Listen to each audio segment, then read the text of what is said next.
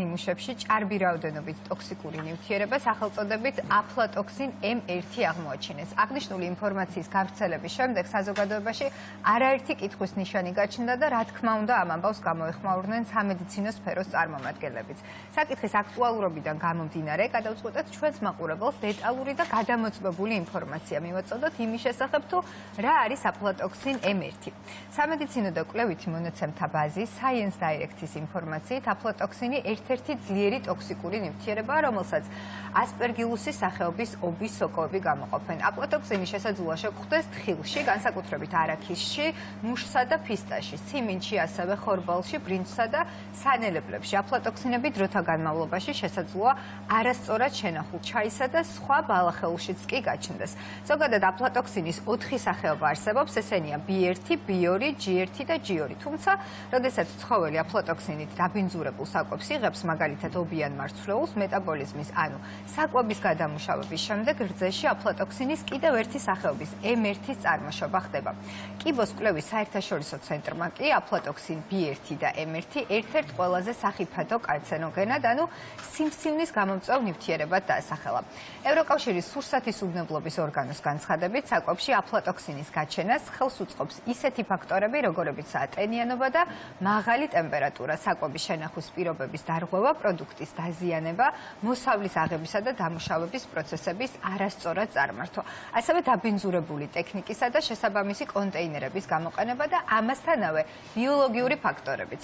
ევროკავშირის მიერ დადგენილი სტანდარტის მიხედვით 1 ლიტრ რძეში აფლატოქსინ M1-ის შემცველობა 0,5 მიკროგრამს არ უნდა აღემატებოდეს, 1 მიკროგრამი უდრის 0,1 მილიონ გრამს, ჩვილებისა და ბავშვებისთვის განკუთვნილ 1 ლიტრ რძეში კი აფლატოქსინ M1-ის შემცველობა 0,025 მიკროგრამს არ უნდა აღემატებოდეს.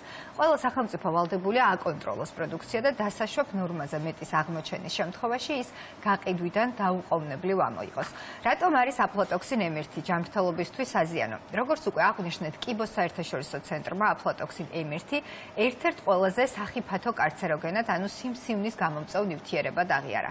ამერიკის შეერთებულ შტატებს საკვებისა და წამლის ადმინისტრაციის განცხადებით, აფლატოქსინ M1-ის ჭარბი რაოდენობით მიღებამ შესაძლოა გამოიწვიოს ღვიძლისა და სხვა ორგანოების სიმსივნეც კი. აფლატოქსინ M1 ასუსტებს იმუნურ სისტემას, რის შემდეგაც ორგანიზმი ინფექციების მიმართ უფრო მოწყვლადი ხდება. ის განსაკუთრებით სახიფათოა ბავშვების, ხანდაზმულებისა და სუსტი იმუნური სისტემის მქონე ადამიანებისთვის. ორსულების ორგანიზმში აფლატოქსინ M1-ის დიდი რაოდენობით მოხვედრამ შესაძლოა ნაყოფის ზრდა განვითარების პროცესი საგრძნობლად შეაფერხოს. ასევე აფლატოქსინ M1 შესაძლოა მოხვდეს დედის რძეშიც და ბავშვის ჯანმრთელობას სერიოზული რისკის ქვეშ დადგეს. ორგანიზმში აფლატოქსინ M1-ის დიდი რაოდენობით მოხვედრის შედეგად ვითარდება ისეთი სიმპტომები, როგორებიცაა გულისრევა, კანისა და ლორწოვანი გარსების ყვითლად შეფერვა, ქავილი, მუცლის ტკივილი, შეშუპება, სისხლდენა, გარეგამღიზიანებლებზე რეაქციის უქონლობა და ასე შემდეგ. ასეთ დროს პაციენტის მკურნალობა სიმპტომების შესაბამისად ხდება. საერთაშორისო სამედიცინო ბიბლიოთეკის მიერ სხვადასხვა დროს ჩატარებული კვლევების მიხედვით, თერმული დამუშავების შედეგად რძეში აფლატოქსინ M1-ის სრულად გაუნებელობა არ ხდება.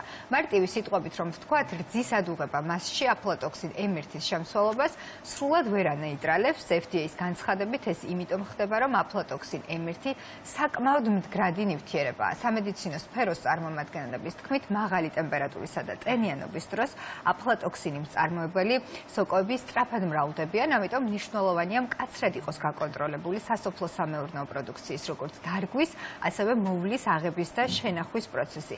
რაც შეეხება საოჯახო პირობებს, საერთაშორისო ექსპერტები გვირჩევენ მარცვლეული თხილი, სიმინდი და მსგავსი პროდუქტები მშრალ და გრილ ადგილებში შეინახოთ და პერიოდულად აკონტროლოთ ისინი, ხოლო ობის ან უჩვეულო სუნის გაჩენის შემთხვევაში დაუყოვნებლივ გადაყაროთ. მოკლედ, აი ასეთი რჩევები მივიღეთ.